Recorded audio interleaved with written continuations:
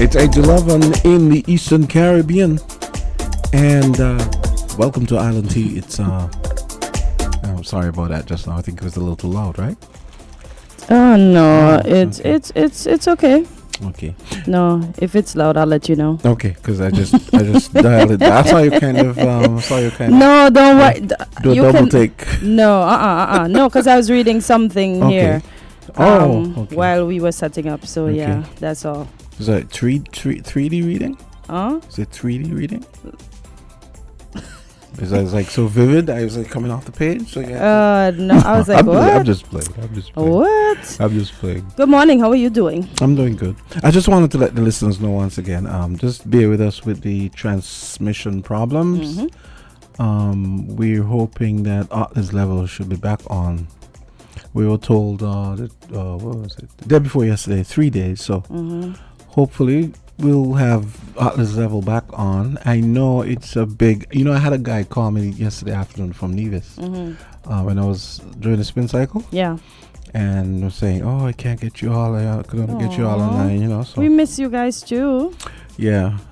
So and then we still have the issue over at Spooners. That transmitter is on, but at limited power. So I guess only people closer to that area probably would be able to catch us, because even I can't catch it in the house. Normally, I would, I would pick it up a bit. As I tell you, my mom, she lives in Corolla Drive in Wade's Garden, and she complains about not being able to catch it too. Yeah. So you are just a little further over, so I understand that. And I think Jamdong lives in the same area as well, so that's why he couldn't catch us for a while too. Yeah. So yeah. Good morning, Culture. Good morning, Jamdong. Good morning, Miss Henry. Good morning, Izzy. Good morning to all who would have joined us this morning in the Federation of St. Kitts and Nevis and the Caribbean and Regional Diaspora. Good morning, Cleo. Good morning, Burl. Mr. McMahon, good morning. Mr. McMahon is on his post-vacation. I know. One day we'll all get there. So what I was looking at to start off this morning news, I know we complain about connectivity. I know Liat is back in the do, but they're not just back yet. So I'm going to leave that until they simmer in, and then I'll come back to that. But I was reading the article, as I told you, while we were setting up. And it's from Loop Caribbean, and it says Winair launches flights to 3 new Caribbean destinations. And it says Winair has unveiled its new winter schedule featuring 3 exciting new destinations: St. Lucia, Barbados, and St. Vincent. In a release, Winair said that, and quote, "These additions to our growing network will offer passengers more opportunity to conveniently and comfortably connect within the Caribbean region." The new series will be operated using the airline's modern ATF 42-500 aircraft. Winair said that starting November 15th, Winair will offer 6 weekly flights between St. Martin and Barbados. Additionally, the airline will introduce direct flights from Barbados to St. Lucia twice a week, Martinique twice a week, and Dominica 3 times a week.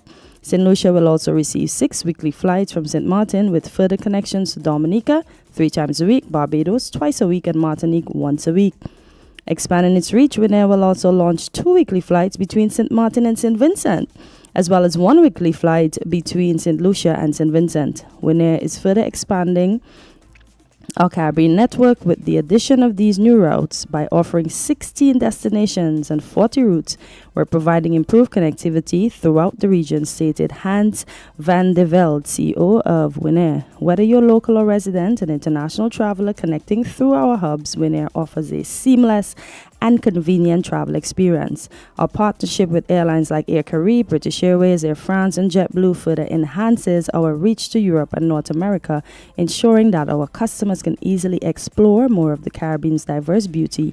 He added, to celebrate the launch of these new routes, the airline is offering special introductory fares starting at $89 US for travel dates between November 15th and December 15th, 2024. So connectivity is on and popping. And the funny thing is, when you started reading, you answered what was going to be my next question: the equipment. So ATR 42s. Yeah. Go on with your bad self, Winair. So do you know how many planes they have?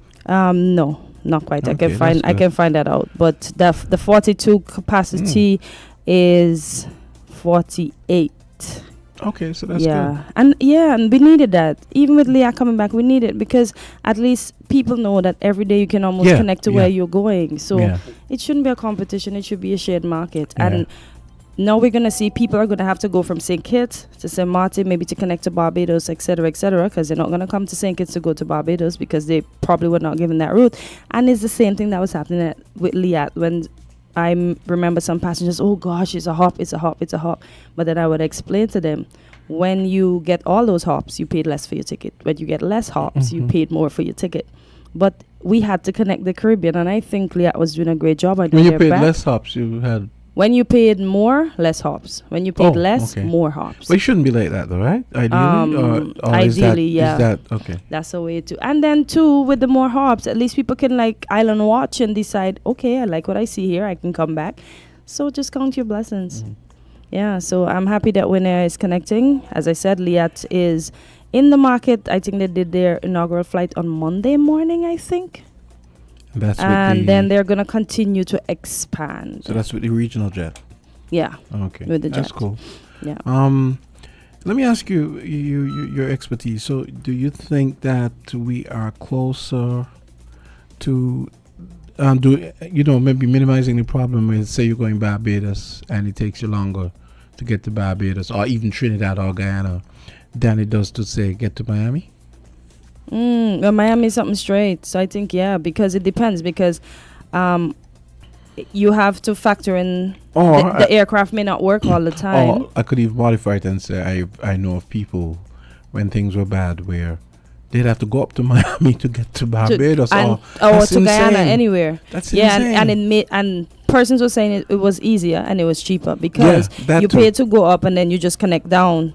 Yeah, because the connectivity wasn't there sometimes. And once Liat shut the door, because people would tell you straight, Jamster, I'm not going Barbados, I'm not going Grenada, I'm not going St. Vincent because y'all expensive and it's cheaper for me to go to Miami. But that's one hop. Yeah. Liat keeps touching varying airports. That's taxes. Yeah. So that's where all the money came into. I remember Mr. Gonzalez saying he didn't answer the question in its totality, but he didn't want to say whether the airline was making a profit or not. But I remember being there and hearing when I think Darby was there, he mentioned us doing very well and making a profit. So I don't know what was the secrecy when Mr. Gonzalez was asked the same question, but I think we were doing well. So he hasn't answered the question? Okay. No, he never answered that question. Mr. Gonzalez is too, how should I put it? He's too witty. He's not going to... He's going to answer something else with something else. Okay. You know the political way where you go around the bush answer a question and you don't ever answer the question? Yeah. Answer a question with a joke or something? Something like that. And because he even asked the lady, what do you think? Do you think airlines go into business to make profits? Duh. Really? That's what that was the question? Yeah. You can pull up the interview and you'll see. I mean... He basically gave the lady back the question she would have asked. Yeah. But I think in the latter days of Liat, it started being better. The on-time frequency was much more. The transition was rough. That was the hardest because it had one time I left for a flight at after 1 and I never got home. After 1 p.m. in the afternoon and I never got back to Antigua until 4:30 a.m. the following day. So when we transitioned to the ATI, it was rough. But I enjoyed the aspects of it. But you're off the next day, I hope. I had to be because of the rest constraint because I would have been going consecutively. Like regulations and so on. Yes, yes. So so I'm happy that more airlines are coming, Jamster, including Liat back in the market. And Liat should be adding routes, I think, to Grenada and I think St. Vincent as well soon. But I'll get all the information and I'll keep you and the listeners updated on connectivity because we need it. Yeah. I wish some terrestrial jobs were that forgiving because, there's situations where, let's say you're working for one of these companies in town and you go home like 10 o'clock at night, and no one cuts you any slack to say, well, okay, you were here till 10 last night, so you want to come in midday? Or, no, you got to go in for your regular time, But, as I said, regulations insist. Maybe if regulations weren't in place, who knows? It might have been just like a regular one. Yeah, because we have to be compliant. If we're not and they check us, then we'll be in problems. Yeah, but that's different because, it's it's not terrestrial. You have to be flying around and stuff and So I get it, but still, because I've seen, I've seen those cases where people are working at like midnight and 1 o'clock, and then And they have to be go back. back. Yeah. They have to go back the next morning, and Yeah. yeah. Yeah, that's it. We have a caller. Caller, go right ahead. It's 8:22. Welcome to Island Tea. Good morning. Yeah, thank you very much. Good Hey, morning, what's up? teachers. Hi, how are you? I'm good. Good morning, Miss Henry, and good morning, Jamdong and Ball, and all the other listeners in the class. Miss Henry said to tell you all, right, that she gonna be late. Okay, no Because problem. she sister borrow she shoes, and she got to wait till she sister come back. Miss Henry gonna get you, no culture. I'm sure you're making a lot of nonsense. Miss Henry gonna get you. Yeah, that me good, Willie, all right? Okay, nice. You know, we always talking about how our borders open. Last night, I get a call from a senior who is more senior than me, plenty senior than me. And he said the way his house is built, it's a concrete roof, and on top the roof, they socialize up there. And when it was Sunday night, while they were up there playing dominoes, they saw a plane pass up close in enough to the land. And you know, plane only put on the lights when they're going to land. But the plane put on the spotlight and take it off, and they keep straight. And about 30 minutes after that, there was a little speedboat coming in the area. Wow. And he said, well, okay, there goes something. Oh boy. And that is all he said. Oh wow. So you see, we keep saying that while the guards are resting and sleeping, the perpetrators are awake. And they always study how to stay ahead of the guards. So I hope there was nothing negative take place between the plane and the boat. I just hope so. So we always call for Coast Guard, and they can be up 25-8 with the eye open. But we always say they should get 1 for Nevis and 2 for St. Kitts. And they place in strategic points that they can see far in the west and far in the east. And those 2 and St. Kitts, one should be out of the Atlantic area, mostly on the Atlantic side, that they can see what's coming down.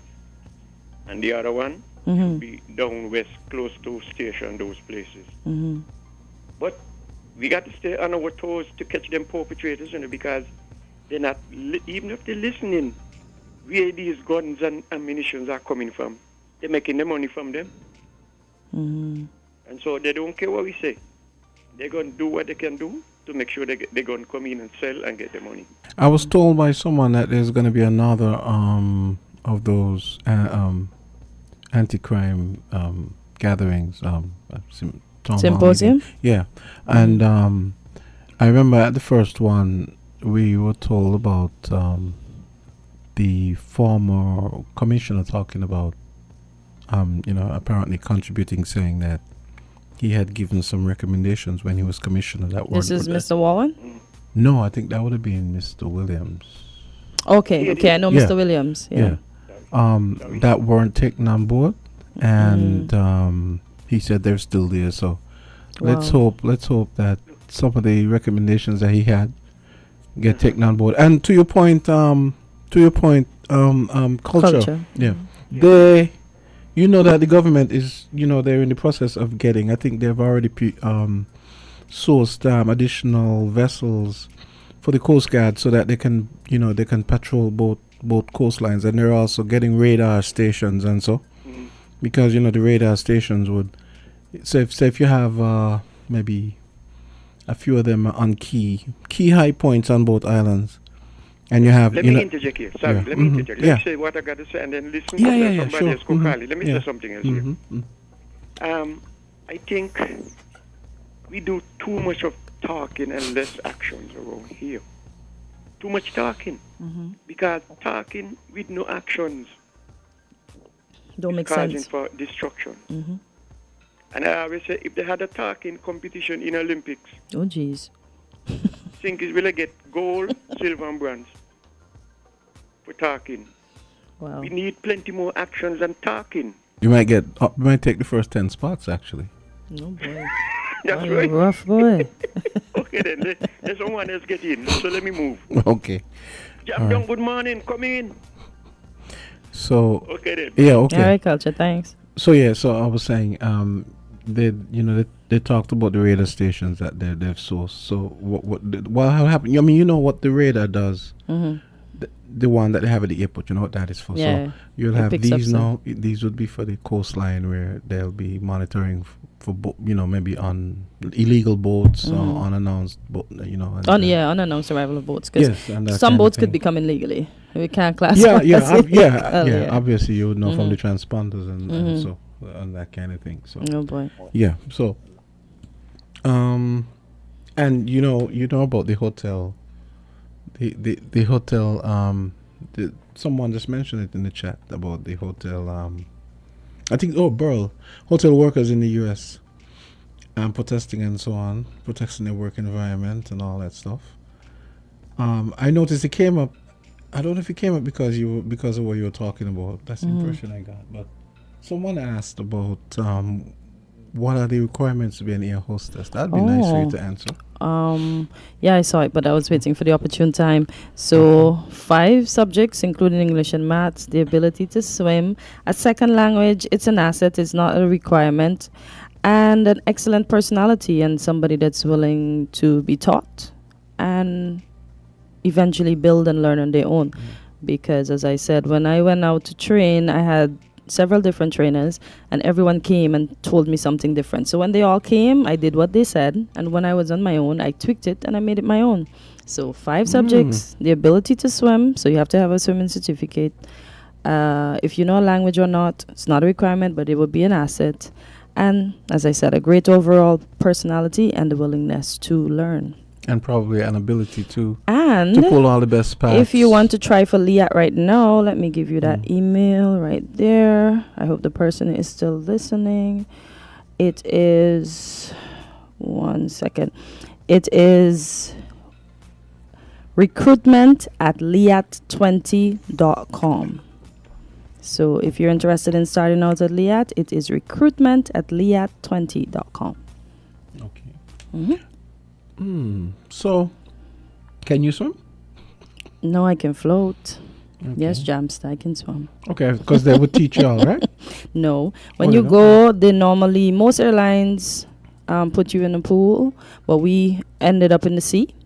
We had to dress in like 4 pieces of clothing, so like 4 sets of clothing. Oh, So to we get could be accustomed to the extremely additional heavy. weight. Yeah. Mhm. And then we had to float on our own. We had to tread water for about 5 to 10 minutes. And we also had to huddle with the life jacket on eventually, yeah. I remember when we were doing ours, a stingray was passing and the instructor said, stay on your back, stingray. And one of the girls, she got so nervous, she pulled the circle down that my sister hand ended up getting pulled by the stingray tail, like she got a Are you graze. serious? And I think the lady who went down, her foot got grazed too. So yeah, but the rest of us were fine because we straightened up. But the way she pulled the circle, she jolted us, but we try our best to stay up because you don't want stingray passing. You're supposed to relax yourself. I remember when I was learning to swim up at the Coast Guard, every time one would pass, the instructor would say, lie on your backs and relax, stingray passing. And when I glanced to the side and I see this big dark thing passing, I feel like shucks for me. But they're sweet creatures. Once you don't trouble them. I swam with them in Antigua a couple times. You're practically a Navy SEAL. What? No. I don't know. I was running. Trust me. I might not have been able to swim, but I was gonna walk. I was gonna be able to run on water that day. No, that's all right. Once you don't trouble those things, they don't trouble you, you know. Oh my God. Yeah, because when you go to the Stingray Park in Antigua, you are given an orientation. In fact, when the stingray comes, do not go over the stingray from the back. Always approach the stingray from the front. When the stingrays are done, when you're done feeding them, they go under the sand. So what you do, you walk and you shuffle. So the stingrays are aware that somebody's coming, they're going to move. Because if you mash a stingray, he's going to let go that stinger. And I don't know, they have good aim. That thing goes for your heart, and that's it for you, because that's poison. That's their defense. Yeah.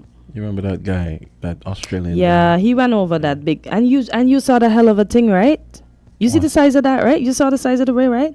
He swam over that. I think that thing, it wasn't intentional, but seeing the shadow, and it probably felt threatened, and it just let go its stinger, and it caught him in his heart. I think, but I feel like he used to stress out those animals because he'd be going and taking beautiful creature. Yeah, he And loved them. yeah, but he meant well, but he was stressing them out. You can't bother things like that, and especially in their own habitat. I think the stingray probably felt threatened and just let go on him. And that was a big one. So yeah. But no, they're sweet creatures. They're fluffy, they're sweet. When they're feeding, though, be mindful, because if you don't let the food, you hold the food like this, because they feed off of squids. If you hold it too tight and they suck here, you get an instant hickey on your hands. But they're sweet, they're spongy. Listen, I love them. Okay. I would swim with them again. Yeah. Okay, as I said, you're a Navy SEAL. I'm a wimp. No, once you do it, you're gonna love it. You're gonna love it. Yeah. Okay. Let me see. So, what else is going on in the world? Let's see. There were some things I had put in the Mr. Trump, and you Oh, are a good one with his racist behavior. Yeah, and Oh yes, before we go on to the world, who won last night? Who had the biggest voice? Oh, I listened because of work. Germany is supposed to come in and give us a report at some Oh time, so yes, he told me to. I missed the whole first half, so I didn't get to see Guyana play. So by the time I got there, Evan Lewis was already out, so I got to see Fletcher and Mears put up some runs. Kudos to St. Kitts. Well, commiserations, but I told y'all who's gonna win. I didn't get to dress in my outfit or anything. Kudos to St. Kitts, and they lost. Commiserations. Yeah, kudos. They're working hard. Listen, they got to 200 and something though, so they just needed plenty more to catch us up. But It says, just went to the website. CPL, in case you guys are wondering, CPLT20.com, CPL20.T20.com. Sixes rained down at Warner Park. Defending champions Guyana Amazon Warriors made it 2 wins in 2 games with a comfortable 40-run win over St. Kitts Patriots in match 7 of the 2024 Republic Bank CPL at Bastia. Electing to bat first in rainy conditions could have been seen as a risk, but Imran Tahir's Warriors had no such qualms as they set about posting a sizable score of 266 for 7 off their 20 overs. A rope had been dragged around the wet outfield before play began, but the showery conditions failed to dampen the Warriors' run rate. In fact, Shimron Hetmeyer took the ground conditions out of the equation altogether by blitzing 11 sixes. yeah, Even I know that's pretty impressive. yeah. My friends that were there, they were saying they're not too versed, but Guyana batting made the cricket exciting, and they were like, "Come, what's wrong with us?" But St. Kitts was, let me tell you, Fletcher was hitting some sixes last night. Louis hit a couple sixes. Mayers hit a couple sixes, and I mean sixes where the balls were like over the roof or almost out of the park in the stands. All the gentlemen did well last night. I wish I would have seen the Guyana batting, but I was busy with work. We had a little mix-up there, so I had to miss that first part. But the game ended up well, and it was time well spent with my friends because we don't get to do it as often as we should. But I think I was the loudest in the stands. Yes, every time somebody was out, I was like, ooh. Yeah.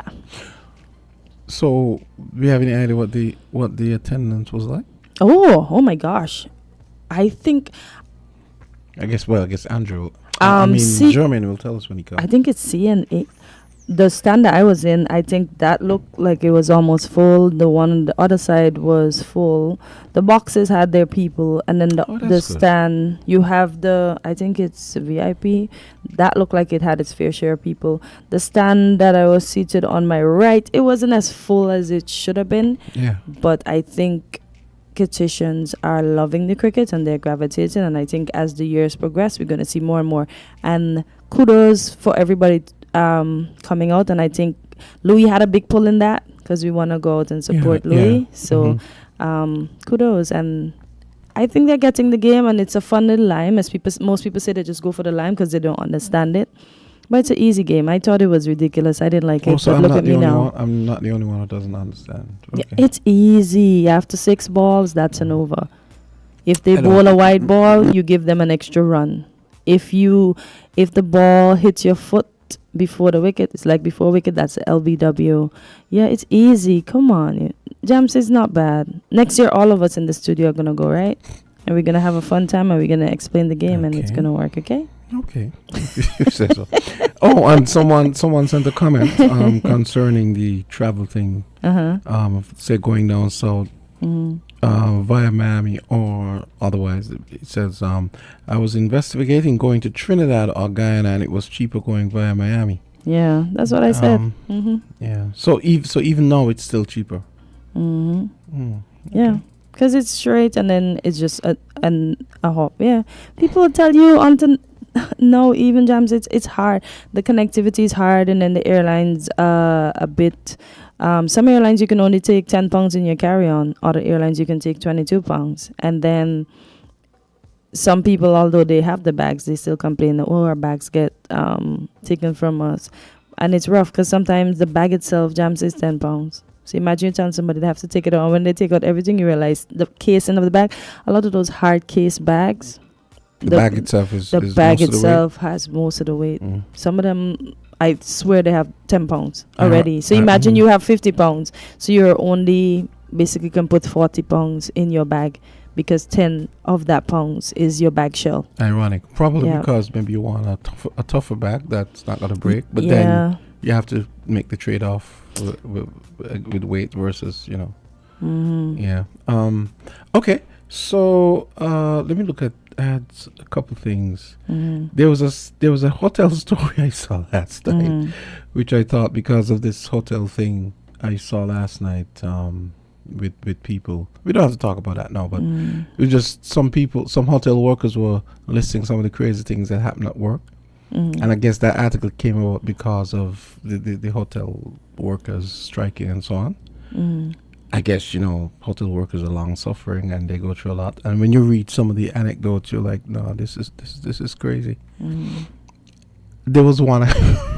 Oh boy, it's so gross. This is gross, and I'm not even telling you the worst of the anecdote. Okay. This hotel worker talked about some guy came in with some girls looking like models, and they Mhm. went up to the hotel and they're pretty and everything, and Mhm. then when they check out, they go up.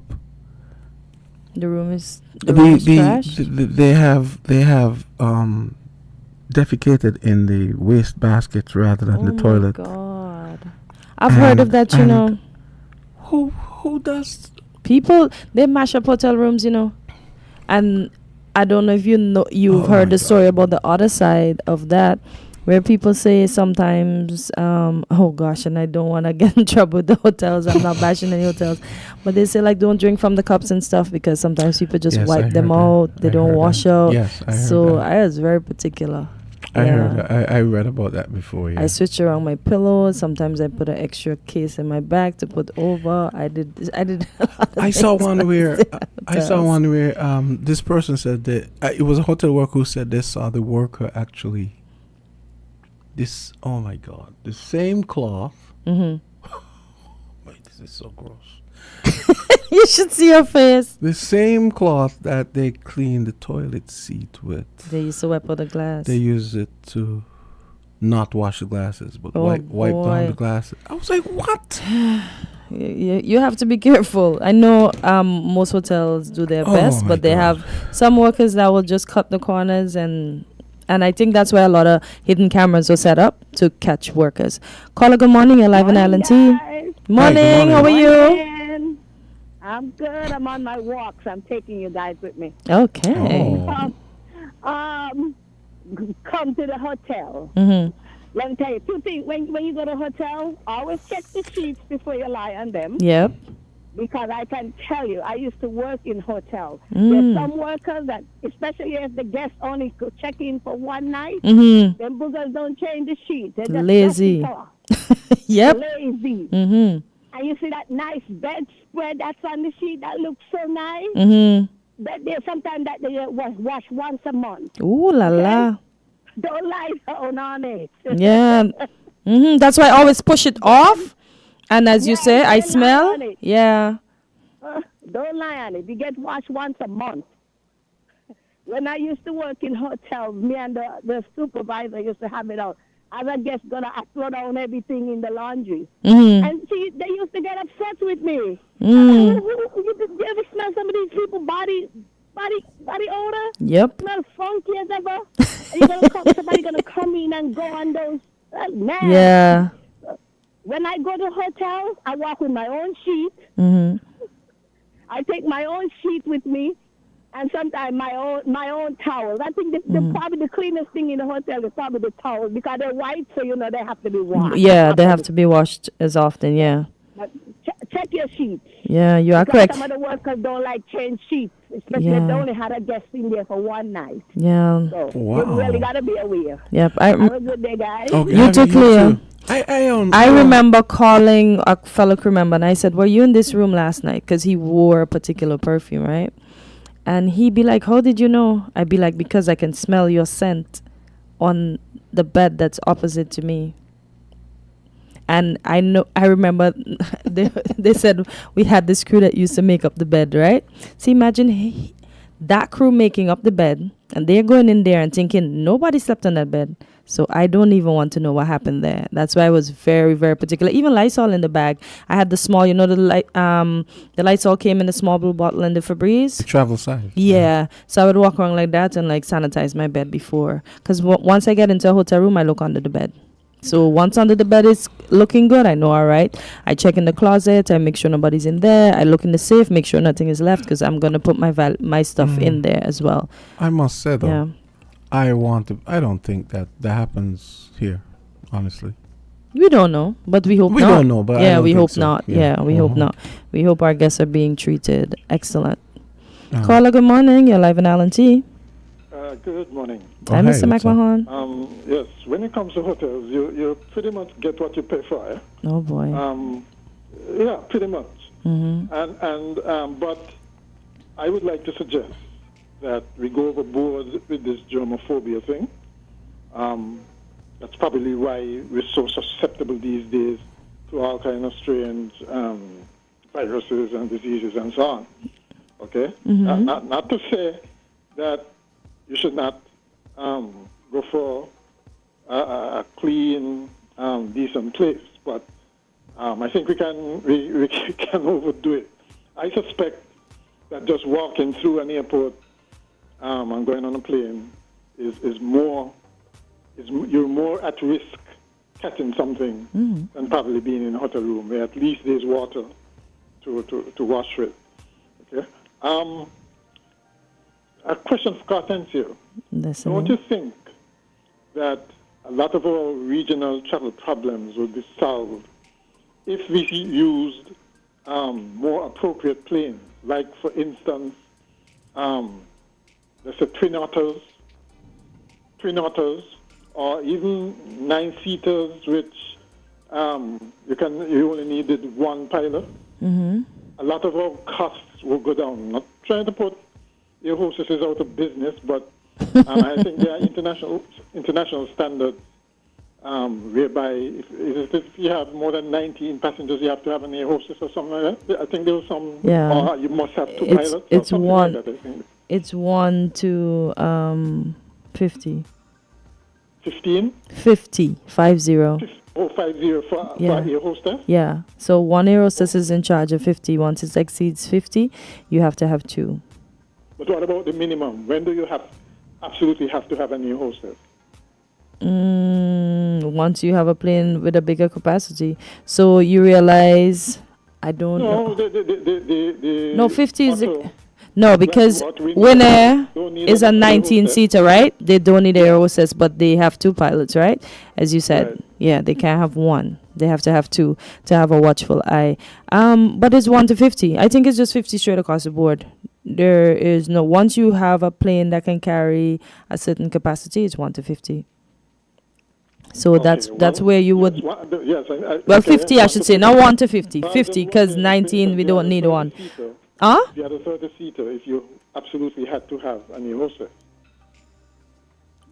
Yes, I would. Because when you look at it, I could understand in the old days when you used to serve meals and so on. No, I think they don't even bother with those things. And But it's just a matter we're of there safety primarily for issue. safety, although I think everybody's not going to listen to what it is. If you have two pilots, I would think that that could be...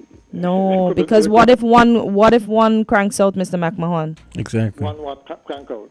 A pilot. He has a medical No, episode. or That's why. something. Huh? If you have two pilots, right, and some issues of safety have to be addressed, one of the pilots can do that, can't they? No, she's saying, what if one say has a What heart one- attack or yeah. something? Oh, no. You still have the two pilots, right? But what I'm saying is, you don't have to have your hostesses, Oh, so right? Because You're saying one of the pilots double as a... can deal with the safety issue. In an emergency, you only... I would imagine that all pilots are trained to handle emergencies, so one can do while the other can take care of the passengers. I'm just. You're talking about in flight, not on the ground. yeah, but it clearly states airlines are required by law to have flight attendants aboard aircraft for the safety and security of passengers. As I said before, it's for safety. So I think once it exceeds 19, you need a cabin crew. Need a cabin crew. After 19. Yeah. Okay. And the other thing I think you're discounting, or maybe not considering, you notice the fact that Liat has changed over to, they've got a jet mix now. You have to remember that. Operating costs gone sky high, but gone. Well, not necessarily. It's gone up, but it might not be as bad as you think because the regional jets, the engines are designed for the short hops. And I think those jets are Umbrias, right? Yeah. So You're correct.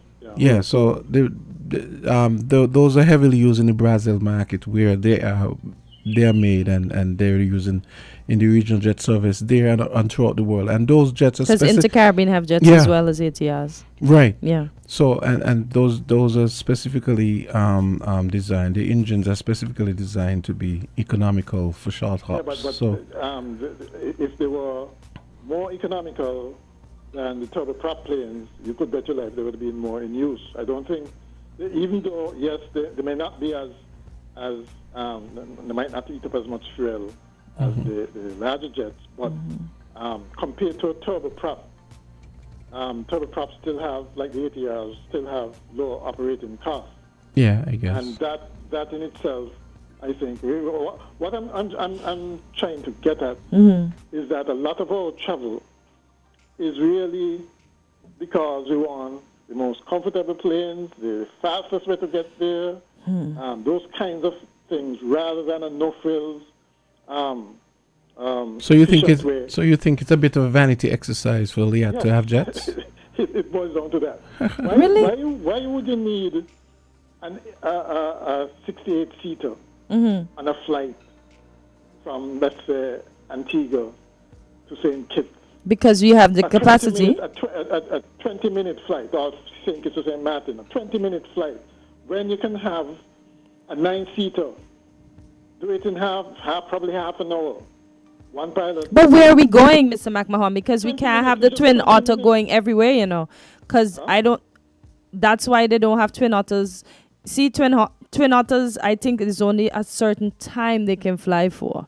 I can find out that. I never operated on a twin otter, but I don't think a twin otter can go to certain place. You have to look at the length and the time they can fly. Yes, but I'm talking about 20-minute flights. I'm not talking about large distances like flights. So we're just looking between St. Martin and St. Kitts? Obviously. And St. Kitts and Antigua? We're just looking at flights between St. Martin and St. Kitts and St.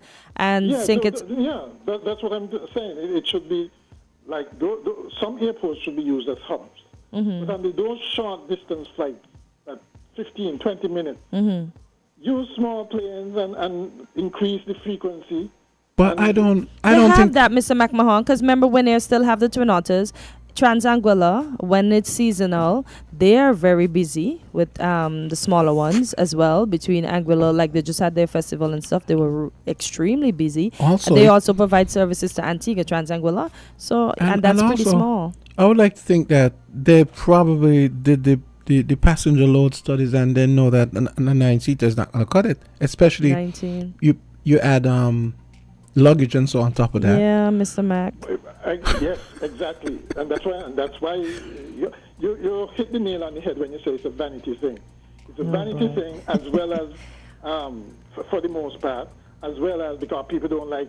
No, I was countering. I was countering what you were saying about the Mr. 9-seaters McMahon, for the 20 remember minute too, tops. a lot of the planes are becoming obsolete because dash 8s are becoming obsolete. Dash 8s are basically only used in Africa and a few other countries. That's why the ATR is taking over the market now. And now they're moving from the ATR into the CRJ, which that's the Liad and the Inter-Caribbean. And soon they're going to go bigger because Liat is looking to go as far as Panama. So they Really? they need the jets. That's what I'm saying. Yeah. You use the equipment to suit the travel distance. And the Yeah, time but it then, takes, but then right? maybe And that. what I'm saying is. No, but I think when you comparison with travel between St. Kitts and Nevis, for instance. Remember when we had those big ferries that used to carry 150 passengers and so on, right? They probably made 1 or 2, 3 at most trips a day. yeah, Then the small speedboats came in with the 50 and so passengers and increased the frequency. And it increased the travel between the islands. You almost had but here's what you're forgetting. But here's the thing I think you're ignoring.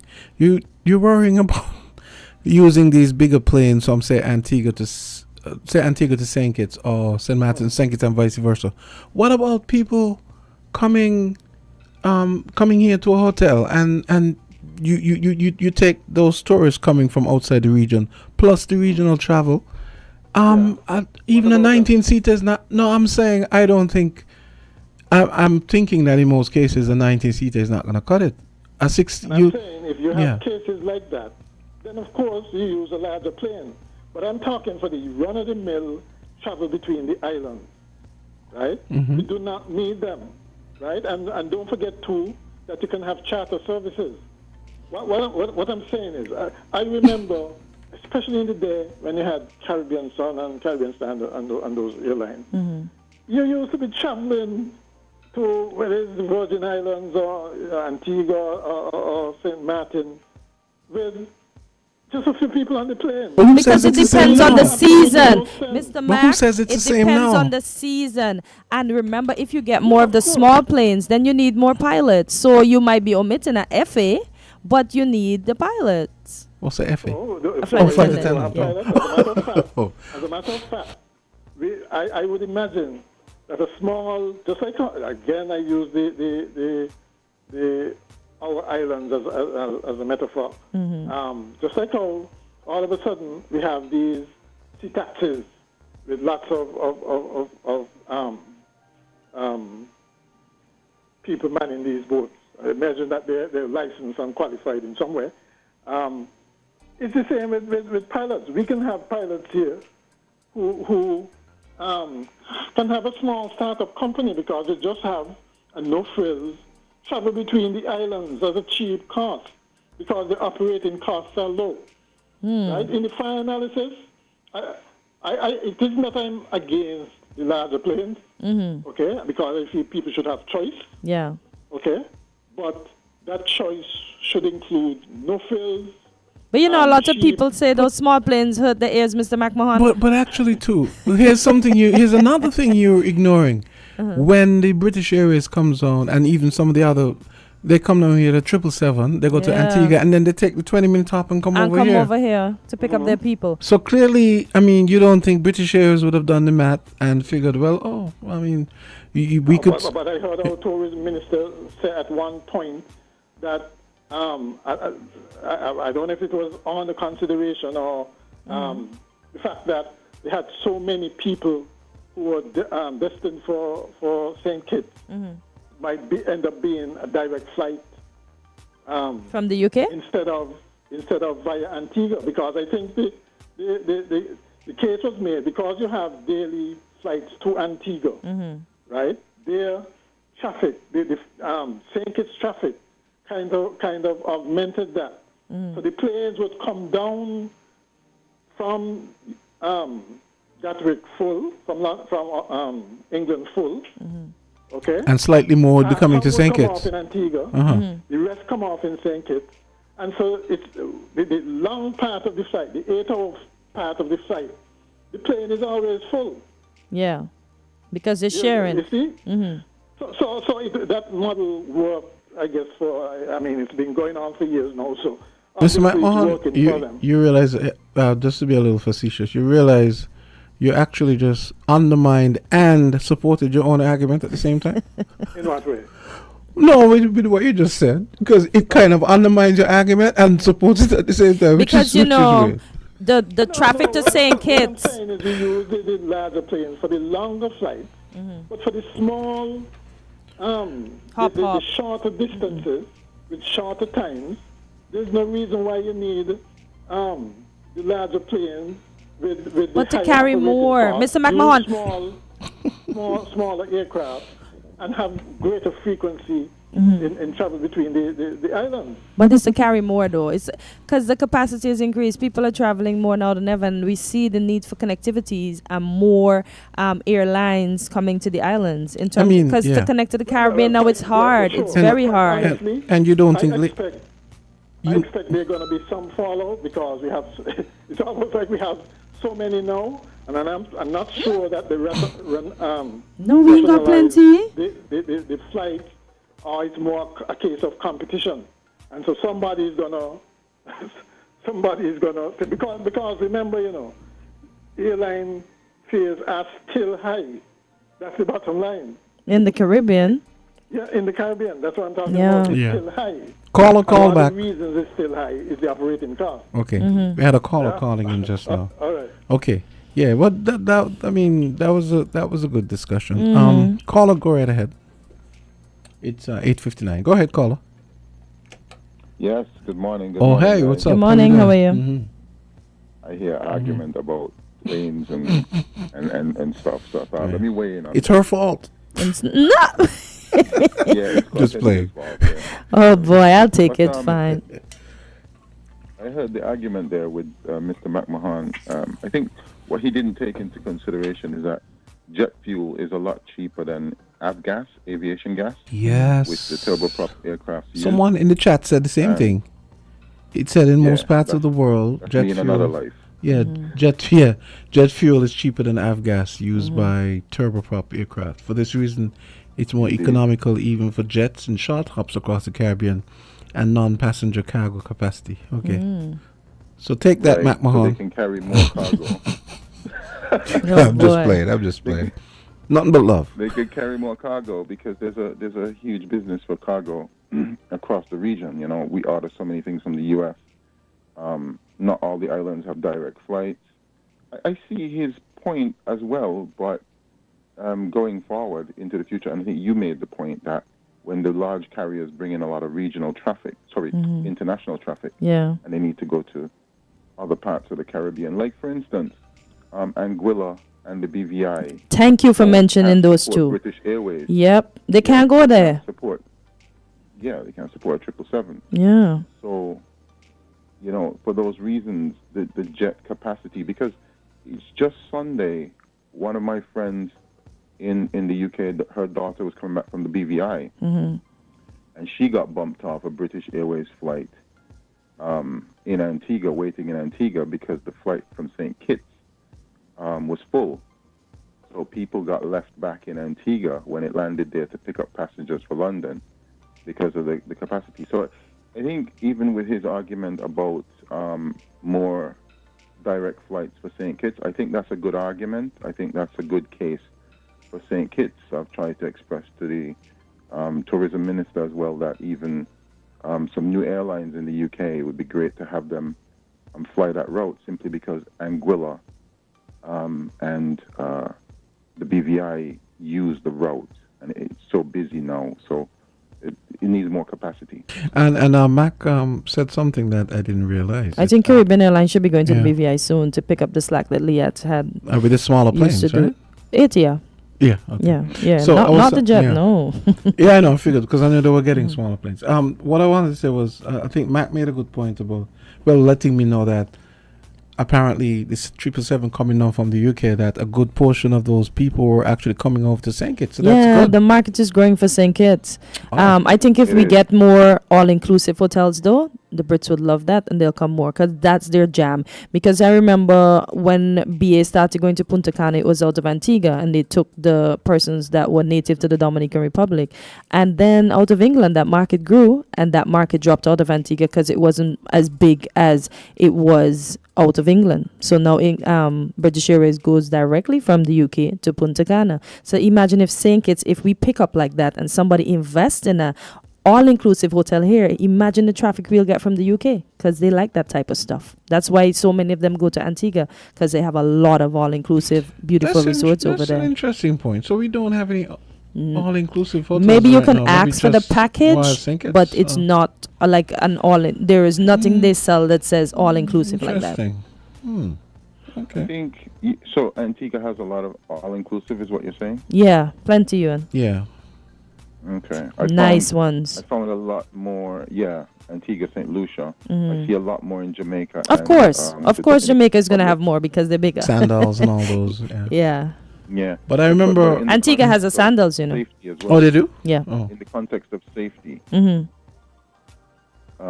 some of they provide those to tourists who figure that the island is great to visit, but the safety aspect of it is not so great. Like Jamaica with the crime, etc. So the all-inclusives play a big part in that. I feel that that's the case. But you think the traffic from the UK to Jamaica in terms of crime for the all-inclusive, you think it's not as big because of that? But I think Montego Bay is fairly safe because that's where most of them are. No, I think it is big for that reason, and from the U.S. as well. Okay, yeah. But also so many Jamaican diasporans, and also, their friends, the younger generation, the Generation X or Z, sorry, in the UK, and their friends, and everybody's learning about Vibes Cartel, and so there's a lot of traffic.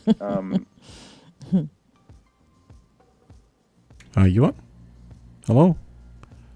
Oh, he must have. I don't know. He must have got cut off. Don't know what happened. Well, you can always call back and then we can continue. Okay, so maybe this would be a good time to take the break.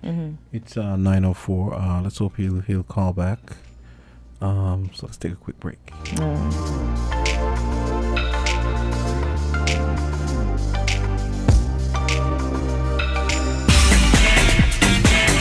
Found the Sound 98.9 FM.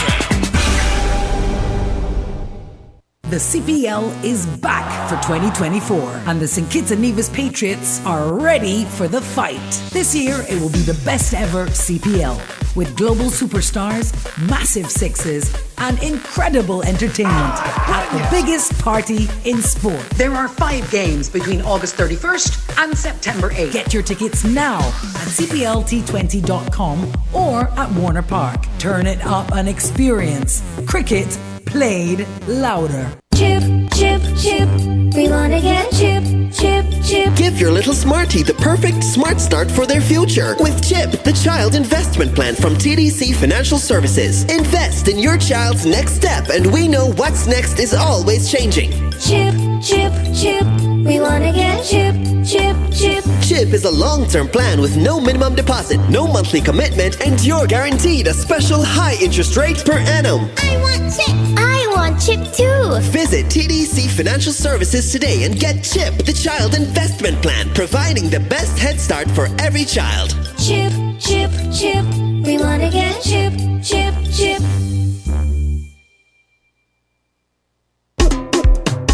Have you heard the exciting news from Makana Ferry Service? Here goes! We've reinstated subsidized rates for 2024. So now you can travel to Sabre, Statia with a reduced return rate, and we introduce special same-day rates. Wait! there's more! You've asked for day trip to St. Martin? Well, now it's a reality! Yes, on the weekends. Also, with the introductory special same-day rates, giving you savings and affordable transportation options, where you save every time. And hear this, our new schedule now includes Anguilla. Go to www.mccanaferryservice.com or call our local agents. Ship it for less at 869-466-1151 extension 2 or 662-3961. You can email mccana@shipitforless.com.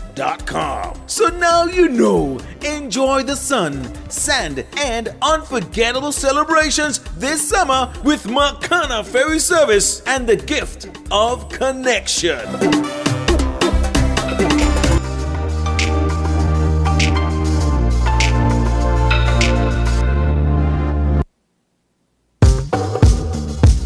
And we are back. It's 7 minutes after 9 o'clock. Island Tea continues. We just had a caller.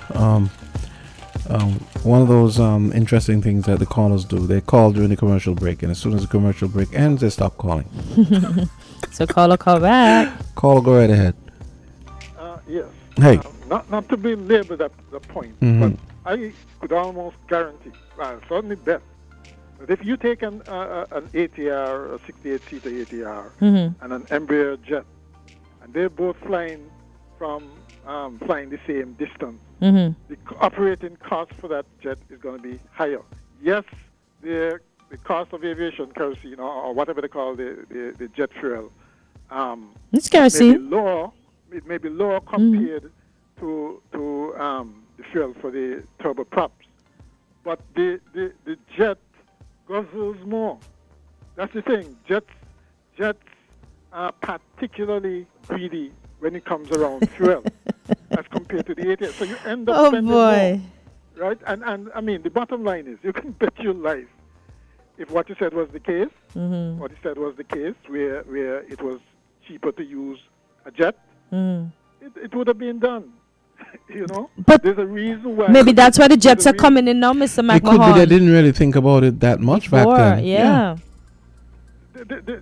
Right. I mean, the thing is, what I think is coming in more is the fact that a lot of business people value time and they regard the jet as it cuts the time practically in half to get where you're going.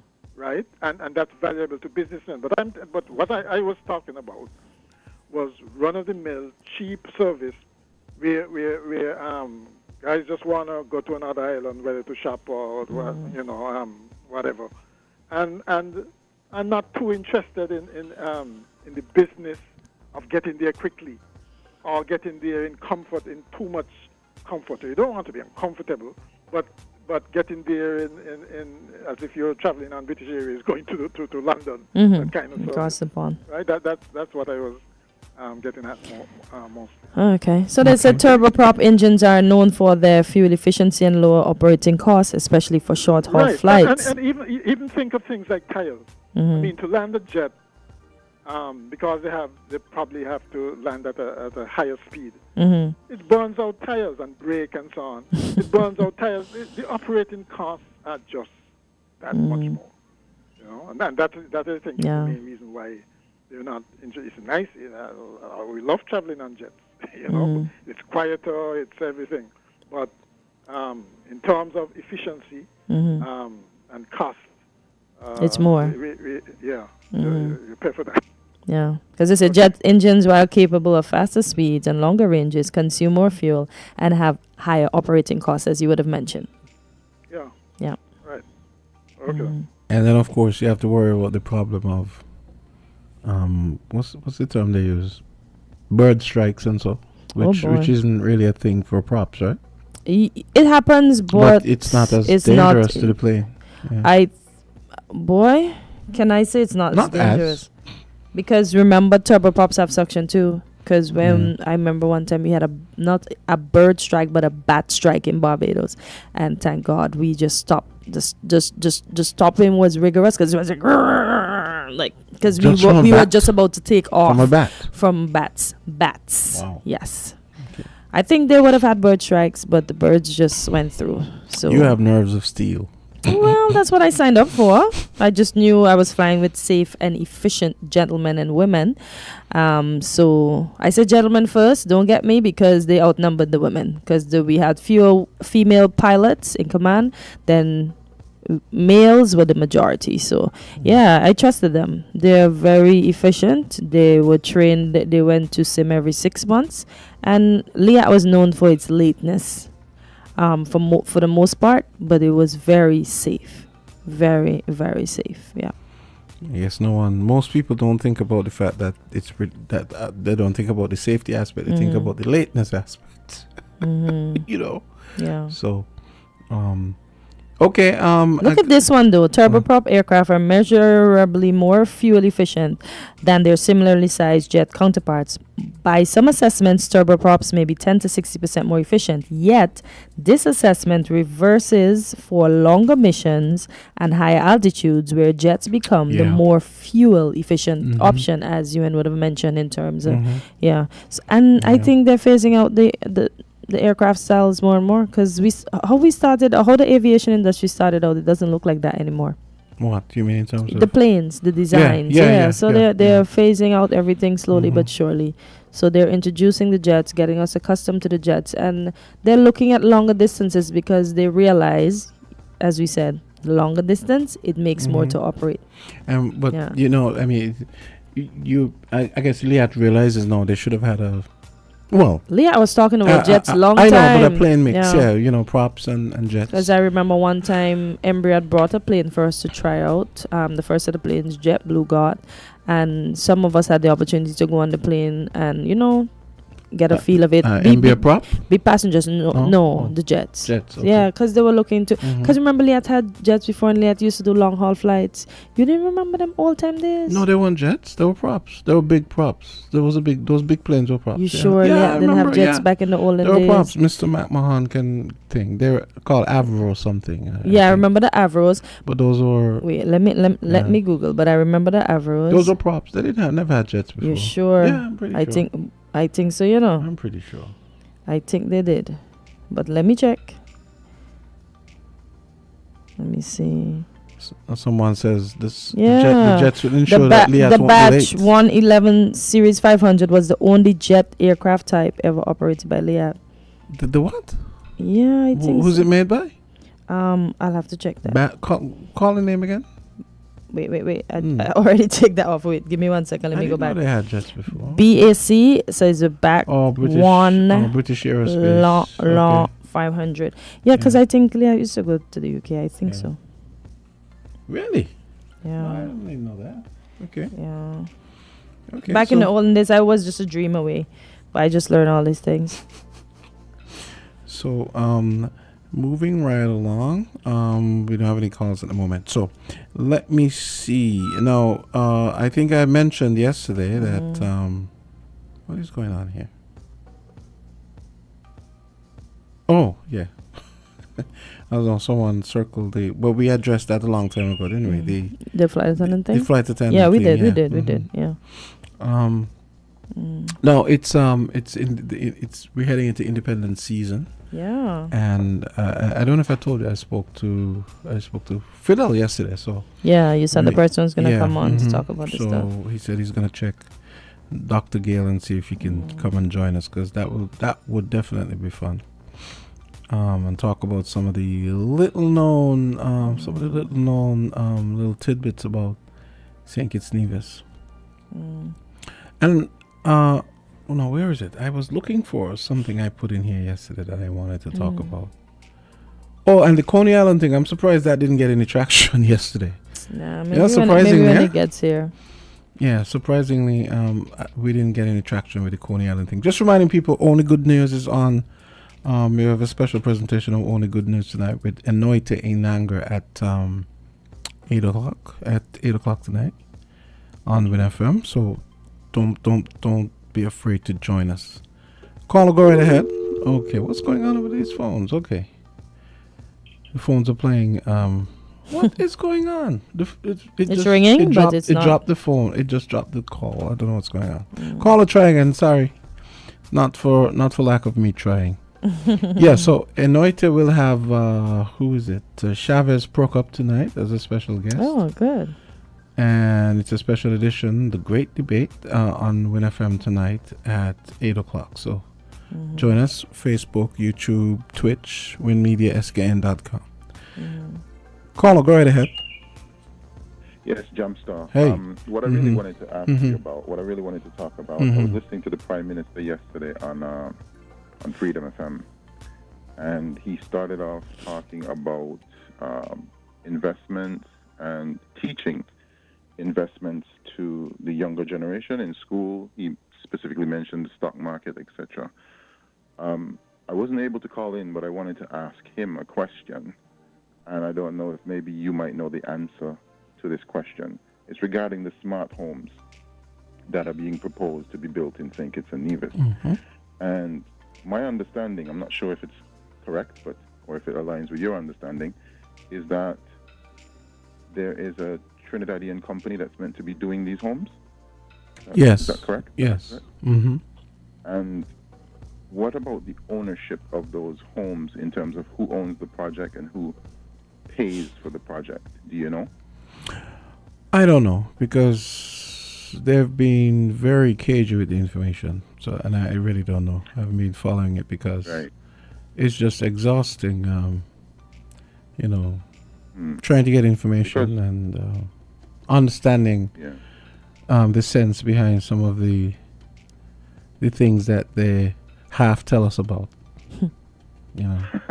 Because what I specifically wanted to ask the Prime Minister, and in line with his speech about investing and sort of growing and owning things, I wanted to know if the ownership in the initial phase is the government of St. Kitts or some sort of statutory body attached, because it wouldn't make sense for him to be, encouraging people on investing, and then on the other hand, not owning the properties that are being built in St. Kitts and Nevis. Because the way I look at it is, I would like a straight answer, but my conclusion would be it would be best to use the CBI money to build these homes and actually have something tangible that we can see that the money is actually being used for.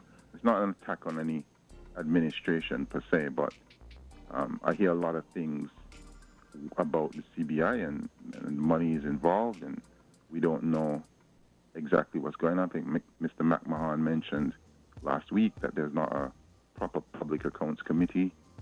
So, we rely on the incoming administration to say what the last administration did, or how much money is there, or how much money is missing. And at the same time, we're hearing, it's the citizens' money, so they should get dividends, but we can't get a proper understanding of what money is there, how much money is there, how it's being used, etc. So I don't know what your take is, but I think it would be a good idea for the money to be spent in that regard, and the ownership of the project be with St. Kitts and Nevis rather than outside forces. And in saying that, my understanding also that there was a solar farm being proposed under the last administration, and my understanding of that as well was that there was might have been a Belgian or some sort of European company that was going to own a Swiss company. Well, it's a public company. It's a public energy. Well, yeah, but I think it's a public-private partnership between the government and the company is called Le Clanche. Maybe you can look them up and Le Clanche is the name of the company. So the point I'm trying to make is we need to be owning our projects. We need to be using the money that we do have or that we can get to own some of these projects locally and recycle the money.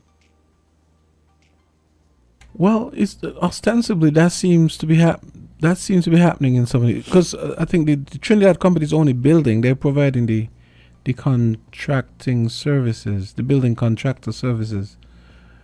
Right. I guess I don't know if it's that maybe the local contractors don't have the maybe the equipment and the expertise, the scalable they don't have the expertise and the wherewithal to scale. I don't know for that amount of housing output. I don't know. And so, wouldn't it be a good idea also to spread some of those contractual services to local contractors?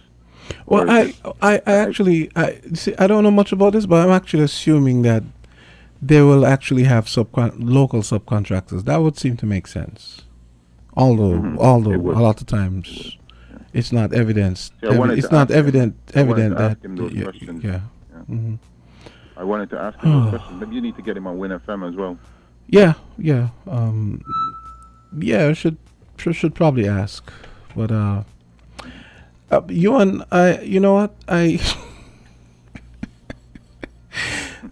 just sometimes I just want to, it's exhausting dealing with just dealing with the drama every day with these politicians behaving badly basically, and behaving incompetently, frankly, and just not wanting to weigh in and not wanting to.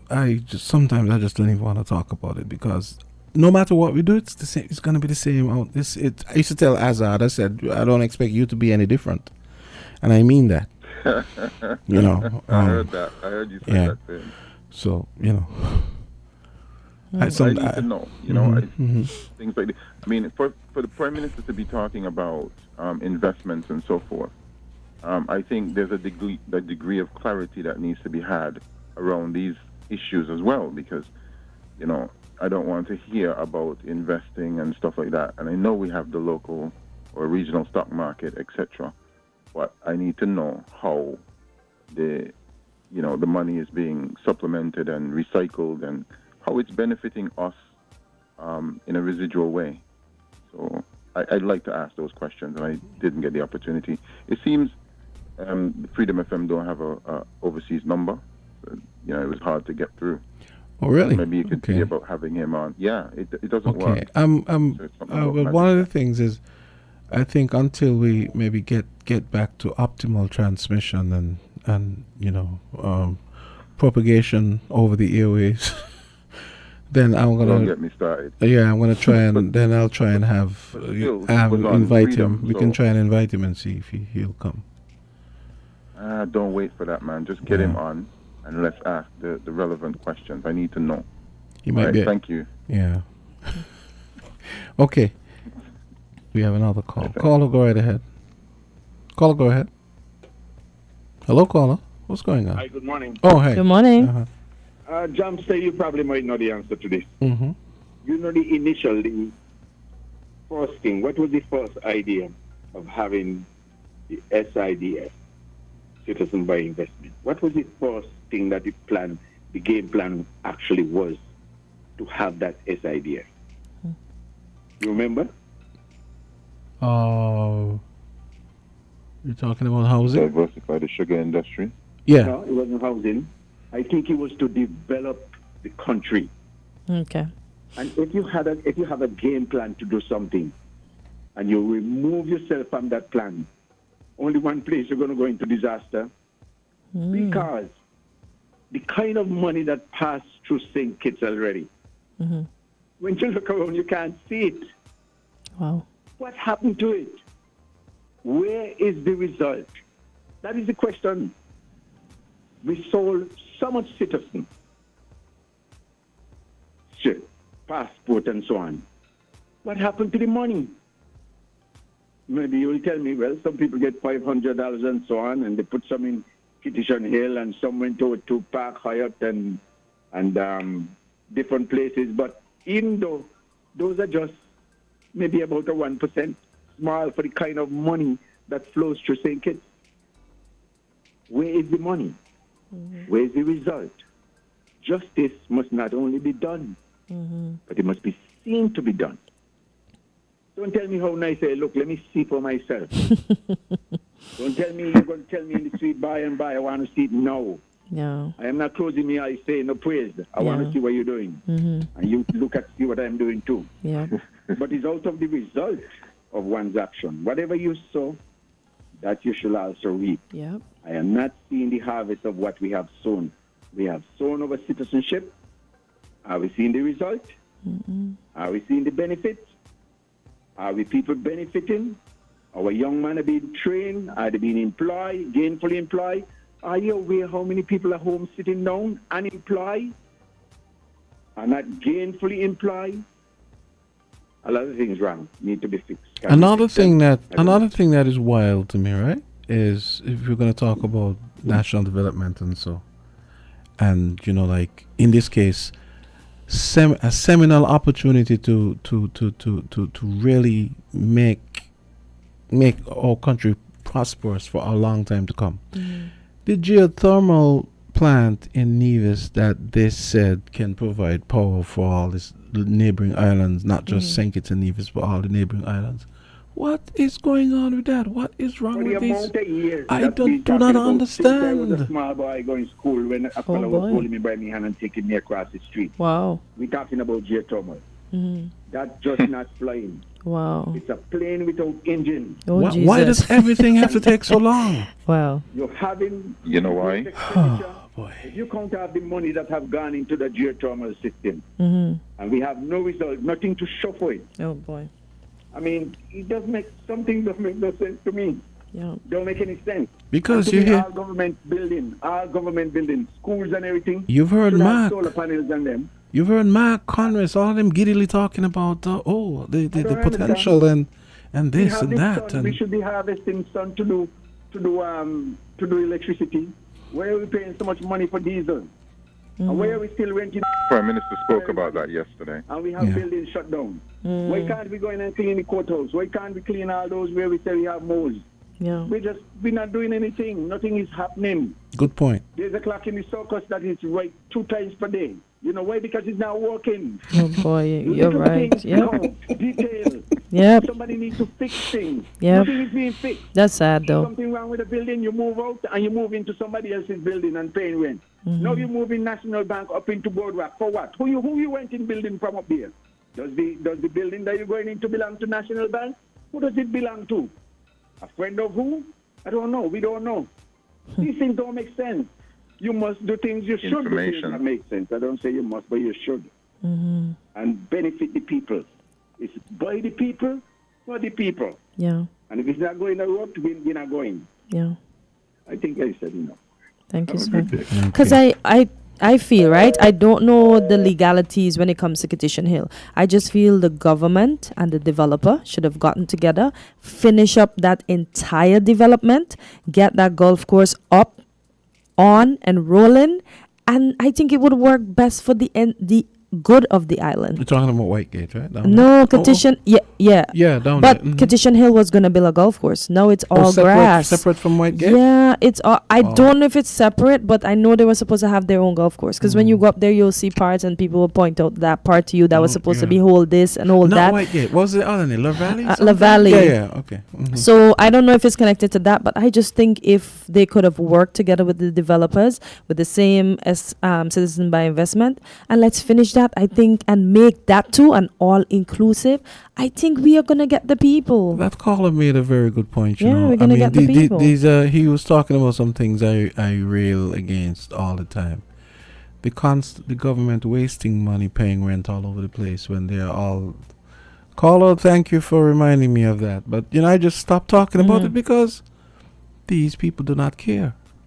I keep saying, for example, Fort Thomas, for argument's sake, could be refurbished. Well, when you look at it right now, it's probably as just a best. Hotel. No, it's probably just best to tear it down and rebuild. But I had an idea. Or the centralized government offices. Yes. Okay. Yes. Okay. I remember you mentioning that before. You have the offices up there. Maybe you get the. Okay. I think someone is going to be taking the Bridge Club, but. My thought experiment included making either making the bridge the club, but it's going to be the Rotary. Is it Rotary? Yeah, it's going to be Rotary's thing now. So I guess that's off the table. But my thing is that building already is a 3-story building. Okay, good. So go up an extra story. Have a lot of government offices. Maybe one of the floors, a half of the floor could be the House of Assembly, right? Yeah. You have conference facilities that you can use rather than having to pay the hotels. Yeah. And you can even rent out conference and when auditorium want, space. yeah. You have a cafeteria, a gym for government workers. Yeah. You have parking. Plenty. I mean, yeah. But I don't understand. I do not understand. On the flip side, is it the thinking in government that spending money on these services outside, it helps to stimulate the economy? I don't know, maybe. Well, that's a nice way of saying That's a nice way of saying. That's a nice way of putting, I guess, support to support. That's a nice way of putting it. I imagine that's how they would rationalize it, and disguise it. They say, "Oh well, we want to spread the money around." Yeah, but why? When you have a whole bunch of complexes with abandoned buildings that. Same thing. Everything I said just now could apply to that area where education used to be on Keon Street, across from Greenlands. Oh boy, I miss that. When I look by there and I see Shopwise used to be there and education used to be there and they were flourishing, and now it's just like the buildings just look bummy. I'll be like, wow. I mean, I did hear they're planning to put some residential apartment buildings in there, and that's fine too. So that's fine. You mean where all education was? Yes, so that's fine too. So I'm cool with that. Okay. But just to say that. To the caller's point, a lot of these things. Yeah. As somebody said, we should have been in tip-top shape for the 40 years that we've been in the CBI program. Okay. So I just think as Burl. Well, it's Burl that would have mentioned. Burl says, for the amount of money collected through the CBI program for 40 years, SKN should be in tip-top shape. The citizens of St. Kitts and Nevis for 40 years were kept in the dark. They don't have an idea what's going on with their own CBI program, the sales of their passport, which is a national asset. Are you still there? I'm still here. Okay. So I'm going to read his last comment and then I'll ask you a question. The money went to the politicians, lawyers, and agents of the CBI program and not to the development of the country as oh boy. Good morning, caller. You're live on Island T. Yes, good morning. We have a really serious problem as it pertains to how government views its role in not just governing and administering the country, but how it interacts with the public. They seem to have and all of the governments are guilty of it, including the current one. They seem to have an almost self-imposed blackout of information, right? And a lot of the top people seem to engage in PR, essentially, trying to say, well, if we announce this, what the repercussions would be, how do we dampen down something that needs to be, how do we put out fires, how we bring forth the particular narrative that should be out there. Too much time is spent on that rather than actually doing things. I think that's one of the problems. That's why yesterday I made a point of asking the Prime Minister if he's satisfied with our levels of transparency. Because to me, it leaves a lot to be desired, right? He himself said that essentially he's a work in progress and that not there where we should be yet. But the thing is, that was the excuse of a lot of the previous administration. And I'm saying that it should not take long for measures to be put in place to make sure that there's openness in government. When this whole housing thing started, for instance, the impression given was that the developer would also finance the homes, and then people would, those who are bankable, I think it was the term used, would then go and acquire them, etc., etc. If there's a new model, we have not we don't know of it. Okay, certainly the timelines that were given at first, those have gone to the window long time. And we are none the wiser about what is the current situation, right? And there are so many other projects that are supposed to be, should have been rolled out already that is still in the pipeline. I think the term used was coming soon. And what's going on with the school, for or something example? like that. You know, what's going on with the school, for example? How long is it going to take for these things to happen? Right? And I think, like I said, the big problem is that too much time is spent on optics and so on. And window dressing. Right. Yeah, if I could interject for a second, I think things done. That's I think what's happening is the radio transmitter. You know, you're going to spend time go up there and talk about how difficult the problem is. Okay, it's difficult, but get it done. Don't make excuses. Just get it done, right? Because Mr. McMahon, I think finance, it has to be done, right? Do whatever it takes to get it done, and stop wasting time and energy on making excuses and videos and all that nonsense, that PR crap. You know, that is not what people expect of a government, an efficient government. We want, in the end, to have a country that is well managed, that people are working, there's development, there's investment. Those are the things that should be concentrated on. And to your housing point, I'm going to say it again. Nobody listens, but I'm going to say it again anyway. I feel that the housing mix should include apartment buildings, because we're not the size of Australia. We can't continue just having bungalows all over the place on a plot of land. This cannot continue ad nauseum. We need to have zoning. Yes, there should be a shift. Yes, we need to have zoning that says no. This. What creates that shift? I think in other countries, for instance, is that people occupy spaces which, at that particular moment in time, is conducive for them, is reasonable for them. If you're a single person, why you wanted a 5-bedroom house, okay? But what should be put in place is something that, as you grow, as you start a family and so on, of course you need more space, right? And so there isn't that market in the housing or construction industry which allows for that kind of mindset. Okay, but it's definitely more efficient. How to get that change in mindset, though, is a different kettle of fish altogether. I remember asking the Attorney General once, why can't the housing contract be made public? And he gave the same nonsensical argument about, well, there may be trade secrets in a housing contract. Huh? You know, and we're supposed to accept things like that. That's ridiculous, right? You go in there the trade secrets. Shall I tell you what the trade secrets are? If you get the job done, you don't have to worry about all the PR and so on, you know, because things will be there to show. You know, it would speak for themselves, right? You don't have to worry about optics and all of that. People will see that you've delivered. People will see that you're working. But every time having to make excuses and, you know, it's becoming unbearable now, to be quite honest. You know, they have to do better than that.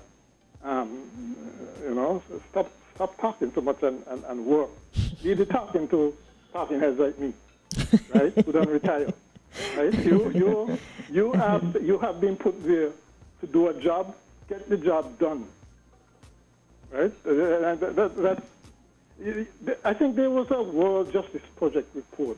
It would be interesting to see what we ranked in the area of openness in government, because I suspect it would be very low. Okay? And things may be improving, but they're improving much too slow. Right? That was the reason given in the last administration. I remember 6 months into the last administration, I asked Dr. Harris, where are we with the good governance agenda? His response, nobody can crack no whip on them. Okay, and that is what gets government into trouble. And he went on for 15 minutes. Let me guess. That is exactly what gets government into trouble. When you have to hide these things and then do clean up after and so on. Come straight out and govern properly and govern in an open way. It's not a private firm or your little bar shop or rum shop or whatever. Trade secret. This is public money. It's public affairs. Govern as such. Why this top secrecy, I could never understand. I really don't understand it. And the thing is, if they came out and say exactly, give people the position, exactly how things are, it's not like we're idiots. We would understand, well, at least came out and outlined whatever it was. We had this plan, but this happened. Word. But when we don't hear nothing, right, it's like they're taking us for fools. Word. We can't understand or something. Yes, I've always said that a lot of times if they just be honest with us, even if the news is bad, I think people would people were looking forward to that transparency grace. situation and all. Yeah, they would have gotten a lot of grace and a lot of grace and less criticism. Yep. Of course, and more importantly, they would have had more time and energy to spend on actually solving problems rather than excusing non-delivery. Right, and like I said, when they started out, when they do this expecting that next election that they look good. But the way to look good is to deliver, right? Not guys. sorry speeches or excuses and so on. You got to deliver. Guys, you guys are being too hard on them. Getting the bag is a very it's an all-consuming exercise. Cut them some slack. They're getting the bag. That's the other problem too. They're getting the bag. It takes a lot of time. You're too hard on them. Right? But that is what's going to get them. I hope you recognize the sarcasm, right? Of course I do. Okay. You're a master. You're a master of that. Okay, then, guys. Jamster, you play too much. Look at this right here. You can lead a human to knowledge, but you can't make it think. What do you think about that? Ouch. Who came up with... Oh, my God. That's brutal. Boy, oh, boy. But if they would listen to people like Mr. McMahon, Ewan, and other persons that I think have great ideas, or even us, the simple citizens that want to have conversations with you, want you to be transparent with us, I think we'll be in a better position here in the Federation. Caller, good morning. You're live on LNT. Jamster. Hey. Hello. Hey. I don't know if you ever went to Sunday school. I don't know if you ever read the Bible. Oh, lots of Sunday school. But it's one of the sometimes best twice a Sunday. And there are lots of things in the Bible you don't even have to interpret because you say what it says and that's it. But I want to tell you this. There was a story, there is still a story in the book concerning a man by the name of Moses. And Moses wasn't good in speech based on what the scripture speak about. Tread lightly, that's Hortensia's last name. I'm kidding, go ahead. And so he put Joshua for the main speaker. We have a police force. Do you not think that the commissioner should put the best foot forward for someone who know how to deliver to the public, to present to the public? The closest man to him is so close to him that he can't see it. Oh boy. Put Henry to work. He have the communication skill, he have the experience. If the public need information, speak to him. Let him head up the Department of Communication. Don't try to bite words and twist words and with anything. Get your best man and put your best foot forward. And like the police force, they are the best we have because that's the only one we have. But we have to do better than what we are doing. Put your best men forward to get the best job done. That's what you're looking for, as long as it's done within the parameter of the laws. Use who you have. Use the best tool to get the job done. We could do better than what we do. Let me ask you a question. Just kind of devil's advocate question. The former COP, I heard he made his presentation where he said he had given them some recommendations when he was commissioner and they weren't taken on board. You think that perhaps, let's hope that maybe they get looked at now, but then you think maybe they should have maybe a small kind of a joint sort of task force where maybe you have Mr. Williams and a few other people join like the National Security Council, that kind of thing, and they, you see what I'm saying? Well, Because I see what you're saying, and I do understand what you're saying, but there's nothing beats your scout when it comes to dealing with issues. You have scouts, which you could call them constable. They're always on the road. They talk to people. They speak to different people. And those are people that you should really listen to at the high command, because they're the scouts. They go down the alley. Yeah, of course. He ain't going down the alley. Absolutely. He ain't going up the mountain in no gut. So those are the people who are on the ground that you need the feedback from. And then you make your assessment, and then you go forward from there. But with making the decision as to what decision to make and how to go forward and how to get it done, it's another thing. You have to have the willpower to do it. Yeah, and they really have to. They really have to not.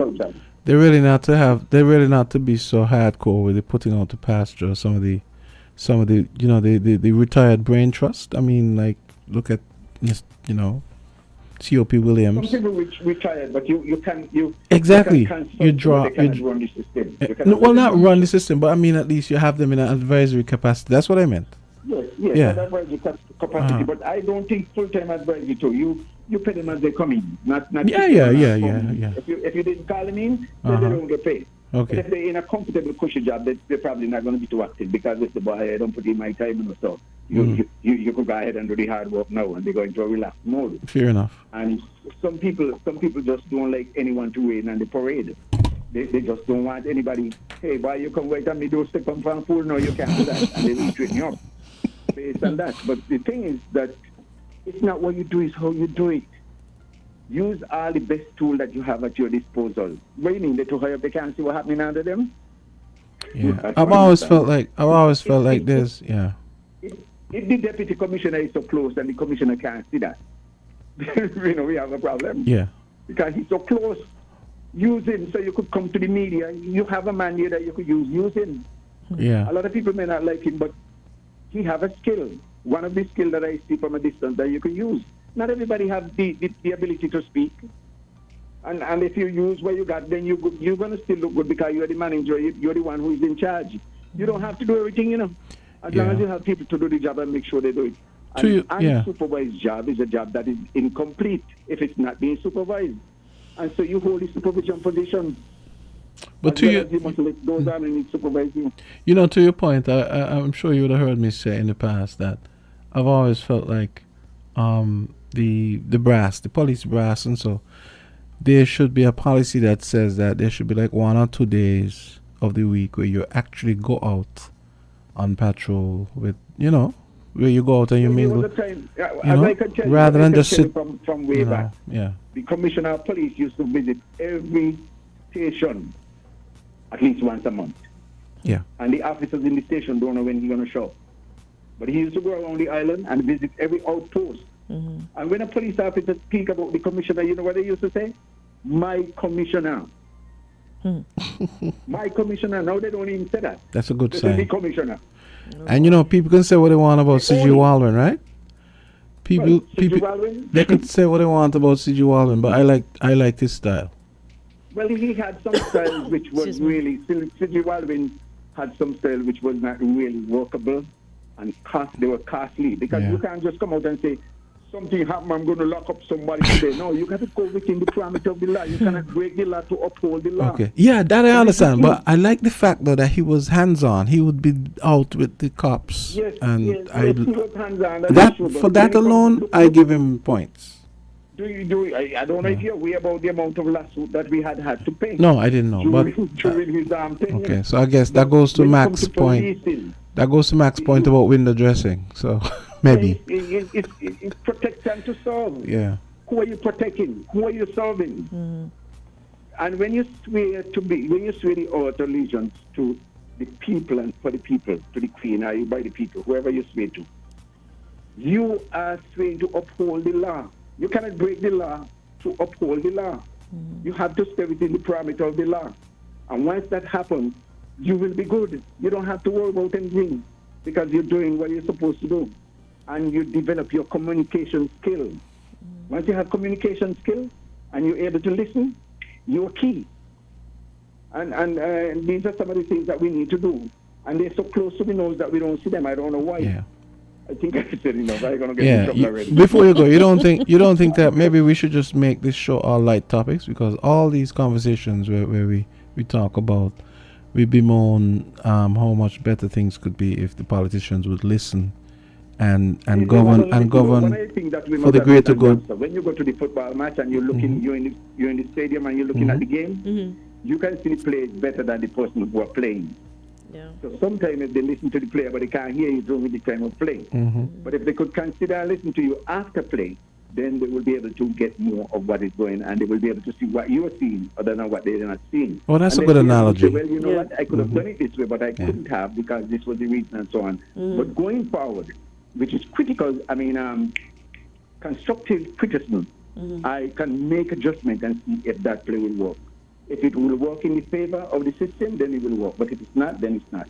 And then another thing, the last thing I'm going to leave you with, the Commissioner of Police once used to be in charge of the prison, the fire department, immigration, and all those other departments, and they straight them up, they change them up and give it to, you have more commissioners than commission now. So all these departments and deputy and superintendent and all of these things, I don't know how much workable it is. I think that you should have had one commissioner and all these people going to different departments, report to the commissioner, and decision is made, come down the line. And it would have been cheaper for us. But right now it's very expensive to run our system. Our government is one of the most expensive governments, I think, is in the Eastern Caribbean. I think it's top heavy, it's fatal, but the expense is great. I don't know.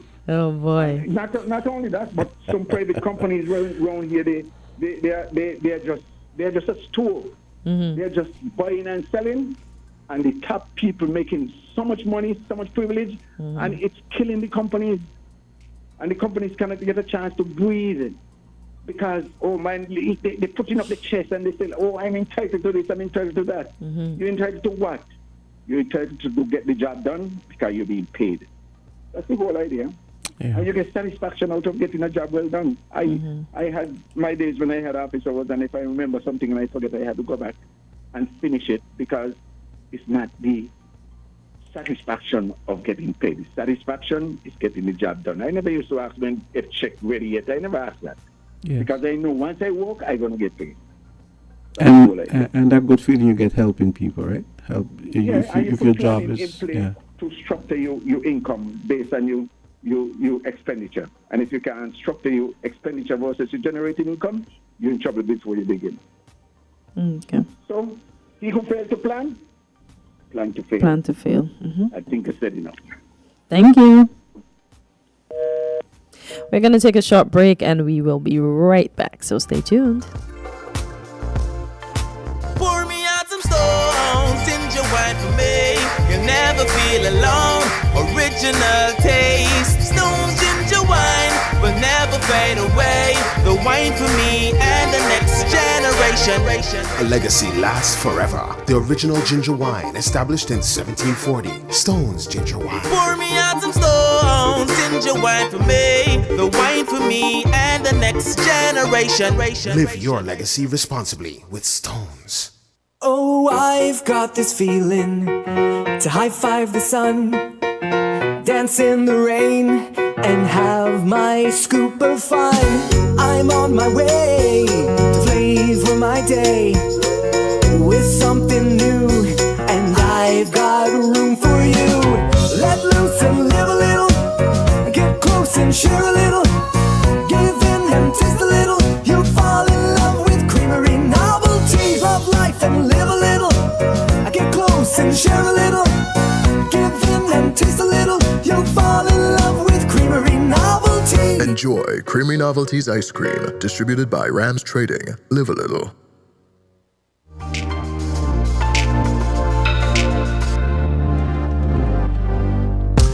And we are back. It's 5 minutes. I gotta read this comment quickly. Mike Warrington, he says, I feel the government and its ministers are using social media in the wrong way. What? They should centralize information on government websites for policy and information purposes. That is the information. and dynamics of the smart homes contracts, etc. Also, information in relation to all legislation, government policies, openness and transparency is not written down anywhere for all to see. We live in the information age, but our government keeps us in total darkness. Okay, that's from Mike Warrington. Caller, go right ahead.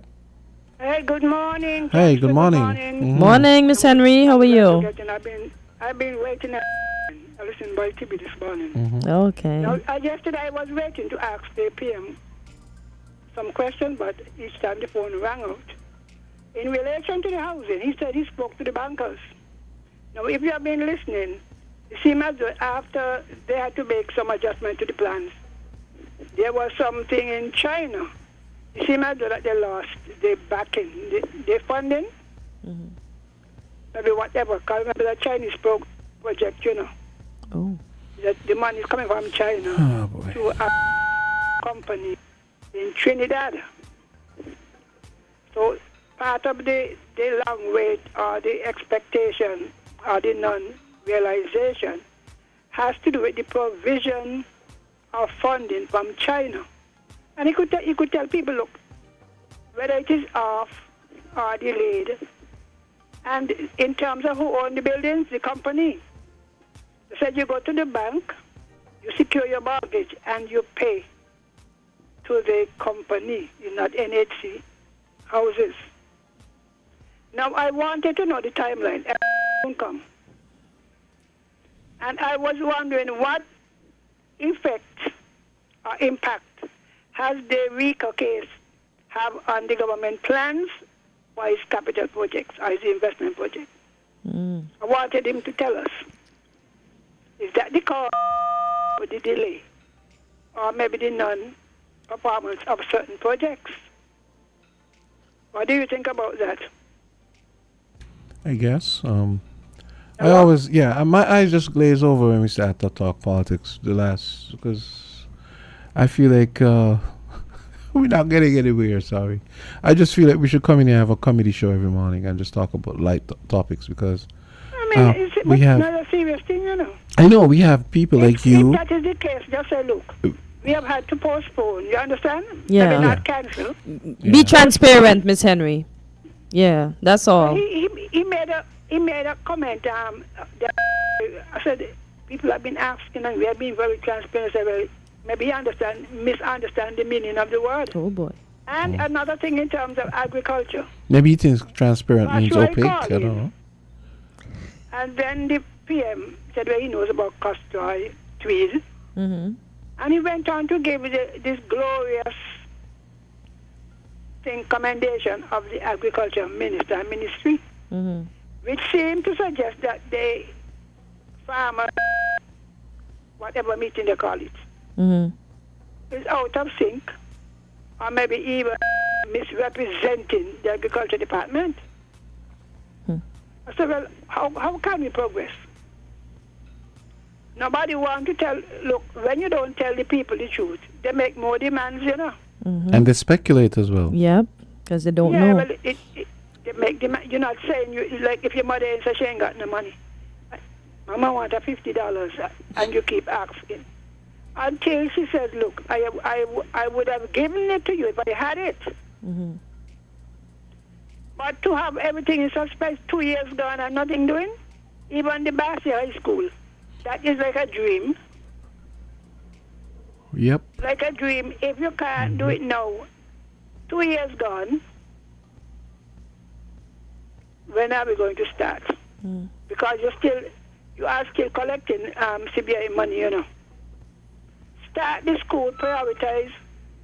The hospital is prioritized because they say the Taiwanese raising the money to the CBI, right? Raise the money for the school to the CBI with the 175,000. And I am still waiting for a condemnation of the MSR people. You are facing a situation where a foreigner is going to determine the life of our nation. What steps have you taken to intervene.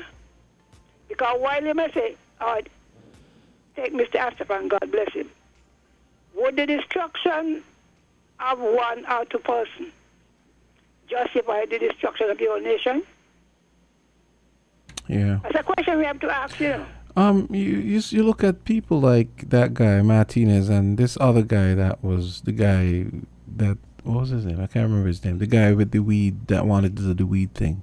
Oh, Alki Bob. Yes, you see how you see what a drug. Miss Henry, you see what a drug and how toxic white privilege is. See how these people come down here and behave? Caucasians. They don't know. White is a color. I will shut it down. We don't talk about, we black conscious. Come down here like Jamaica, and with the disrespect. Disrespecting the Prime Minister, disrespecting Prime Minister Harris, disrespecting the country. You know what I mean? And they're looking forward to it. But darling, to shut him down and Dr. Douglas, you're going to shut down your country, you know. Every time I hear Mr. Astafan, I get vexed. Because he born here, his mother born, and you are cooperating. Of course, nobody wants corruption. Nobody supports it. Well, maybe not me. But if you take a long look at the expected impact, suppose the thing happen. Okay, Miss Henry. We're not diversified yet. So happy independence, and may the Lord help us, yeah? Yeah. Okay. Have a great day, Miss Henry. Thank you for your contribution as usual. And folks, you need to go back and read the comments. There was a lot of comments earlier within the last half hour that I wanted to read. Let's read the last one just before we go. The filing of the RICO cases have put the government in a tailspin. All the capital projects are now on hold. As a result, they are totally distracted and don't know where they go from here. Okay, so folks, you need to go back and look at some of the comments because a lot of the comments were really on point about. And this is the thing: if some of these comments are not true, it is because the government is opaque. We don't know what's going on, so people are going to speculate. Yeah. Okay, so 3 minutes after 10 o'clock. So you had a nice day? Nice morning it was a nice morning. It was a Okay. nice morning. Coming off of that lovely win last night, it was a good one. I have the remainder of the day to go through, and then I can decide what I'm going to do with the rest. But I hope everyone makes today Work their for them, best, right? you know? Yeah. Yeah. Work for you and be good, be kind, share a smile, share a kind word with someone, and come back tomorrow morning and join us same time, same place, 8 to 10 a.m. and tell your friends we're on. And remember, they're working on the radio situation, but for now, you can definitely catch us on Channel 40. That's TVC, Channel 40, the local TVC. station here. YouTube, Facebook, and Jamsi, you have to help me with the last one. I can never remember Twitch. it. Twitch, yeah. Yeah. Thread So- is always in my head. That's why I didn't Thread? want to say it. I do not know what is it about this thread that You're thinking about thinking about the Facebook platform. thread. That Oh my started, gosh. No. Thread. Okay. Yeah, I know. Yeah. So everything she said, people, ditto. Yeah. A great day's wish to you as well. Thanks. And just reminding you folks that we will be having only good news tonight with Anointing in Anger from 8 o'clock. Just a special show tonight. So come join us on Win Media SK, and of course it'll be on YouTube, Facebook, and Twitch. And don't forget to come join me this afternoon, 2 o'clock, right after In Focus for the CPL powered spin cycle. Great music, the nation's best variety, right up until 6 o'clock. Okay. Yep. Everyone have a nice day in the meantime. You too.